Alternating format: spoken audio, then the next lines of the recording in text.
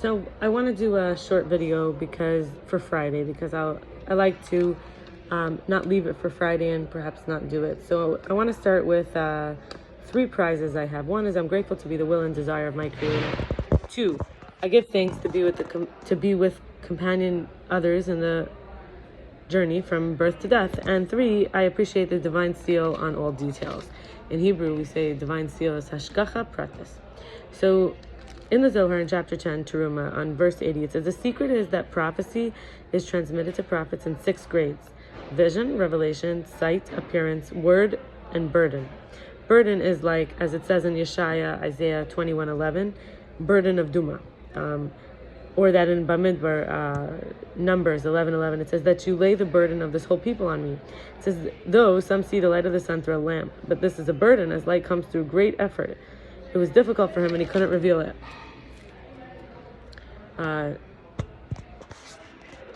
Verse 94, the 3rd camp, the holy angels are the highest, represents the 7 spirits of the 7 sanctuaries of Bria. Bria is like so we have the first world, which is emanation. The second world is Yetzira, Bria, which is creation. Yetzira is formation, and Asiya is like manifestation. So Bria's creation is also related to the mother, to the water. So supernal maidens that are prepared together with Malchus. Malchus being like the daughter, or like the royalty. Who's the most royal is really the daughter of the king, because she receives everything, and she just by being royal gets everything. And perfected and bring her before the king. Verse 93, 1 camp praises the Holy One blessed be during the night, and 1 camp of those who praise the Holy One blessed be and say psalms and praises with Israel during the day, and there's 1 camp who represents those who praise the Holy One blessed be during the day. I want to also share, there's a comment at verse 11 about referring to the Atbash Cipher. So this is, I recently was reading about this in Rabbi Avram Aryeh Trugman, but it's in the Talmud, and it's common. There's 2 ciphers, 2 codes. 1 is called Atbash, Aleph, right? Taf. So At, Beis, Shin, Bash. Where's it coming from? The first letter matches. This is if you want to write a code. The first letter is the last letter. Second letter is the second to last letter. Third letter, third to last. Fourth to last. And then you can figure out, you just have to know the letters and convert them. 5 is 5th to last. 6 is 7th to last. 6th to last. 7 is 7th to last. 8 is 8th to last. 9 is 9th to last. 10 is 10th to last. 11 is 11th to last.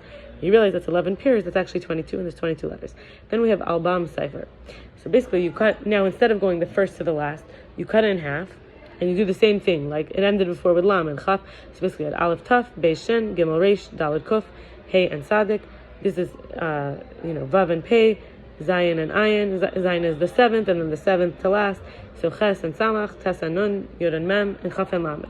So Lamed is 30, but it's really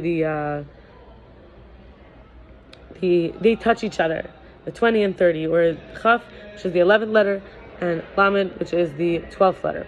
So then you have Albam, which you take the Aleph with the Lamed. So you cut the 22 in half. You start with the 12th and the 1st. Then you have 2 and 13, which is Mem, Beis and Mem. Then you have Gimel and Nun. So now you have the 15th letter. So you have 12, 13, 14th letter with Gimel, the 3rd letter. The 4th letter is with the 15th letter. The 5th letter is with the 16th letter. Vav, 6 letters with Pei. 17th letter, Zayin, 7, Tzadik, 18th letter. 19th letter, Kuf, with Ches, 8. 9th letter is with 20th letter. And you flip them, you have to know the code. Yud, 10, is with the 21st letter. And Chaf, 20, is with Taf, the 22nd letter. And I also want to share, I had a conversation with a man, his name is Shais Rishon. It was he's a rabbi, and it was in Chevra Avis Yisrael on Seder Olam Rabbah. And I researched a little after that. So this year that I wrote this, it was called 2023 AD. Right now I'm in 2024 for now. I don't know when someone will hear this or see this. And you add 586 years BCE. So this is the Chorban Bayis 1, the destruction of the first temple. So you get 2,609 years ago. Hebrew year this year is that I wrote this was 5783. We're now in 5784. Minus 2,609. The year is 3174. But there's 164 years unaccounted for, a gap, either while the temple was standing or after its destruction. So it's also recorded as 3,338, which is not 3174 years ago. If we add 145, 146 years to our current year of 5783, it's 5984. So basically, 586 is when BCE is when the destruction. So you add those together. What does that mean? Where 2023 means 2023 after this quote unquote zero, and 586 years before the zero. So you have to add it together to say how many till zero and then after zero. How do you get to this like negative zero? That's why the Jewish calendar, you don't have this random zero that you now have to go AD and then BCE for a common era. So basically, this gap, when you add those together, when it was destroyed, there's a missing 164, 165 years.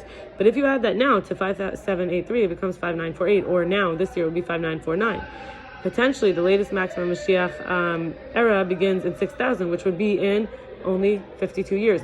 Now, there's a time where I'm going to share how actually the Vilna Gaon and others say that there's actually 6,000 verses in the Torah and 6,000, and right now we're in 5784, whatever. So if we would actually read which verse, I mean, I didn't write this, but it would be interesting to look. What is the 5949th verse in the Torah? And finally, the pessimism of anxiety. This is a challenge. We have to challenge the validity. This from Laurence Cohen. Indecisiveness. What if I make the wrong choice? Perfectionism. What if I make a mistake? Over preparation. What if this happens or that happens or the other thing happens? Versus passing feelings, curiosity, or making positive changes. Because important learning experiences is we make mild worry useful. When we have shoulds and shouldn'ts in healthy levels, they guide us to act morally, ethically, unless they're too harsh, shaming, and impossible. Magical thinking attempts to control the future or change the past because there's uncertainty, which is scary, frightening for people. Minding helps us to make sense. Finding meaning helps us to make sense of things, but not when it's nonstop searching for answers and self-blaming for things outside of our knowledge or things that are not our faults because of the intensity of the now experience. So for never-ending looking for things or blaming ourselves, and it's not even related to us. And then finally, the troubling beliefs like the world is dangerous or cannot trust anyone or we're not safe or we have to make others happy. So anxiety from this energy is like clearly there's a payoff to it. So this idea that nothing is all bad, that everything has some level of where it could be used in a positive way. I will stop here and wish you an amazing Shabbos. May this Shabbos be where we feel that what we contribute is beloved and precious and wanted, and that we are cared for, and lower our expectations of the people who cannot provide for us and receive the love from those who want to give it to us, and not feel sorry for anyone, recognizing this is all God's will. And not just the reason, but for the best outcome. And really learning to listen, deeply listening, and feeling comfortable and feeling we have enough energy and everything's going to be okay, and smoothly gracing our way through the things that we are finding ourselves in as experiences, and really becoming more observant as a lifestyle, as a stance of being, and really healing our broken hearts, the brokenness in our hearts, and learning the mastery of when you want to disidentify with something, you make it the object of your attention, and then you could find yourself outside of that, and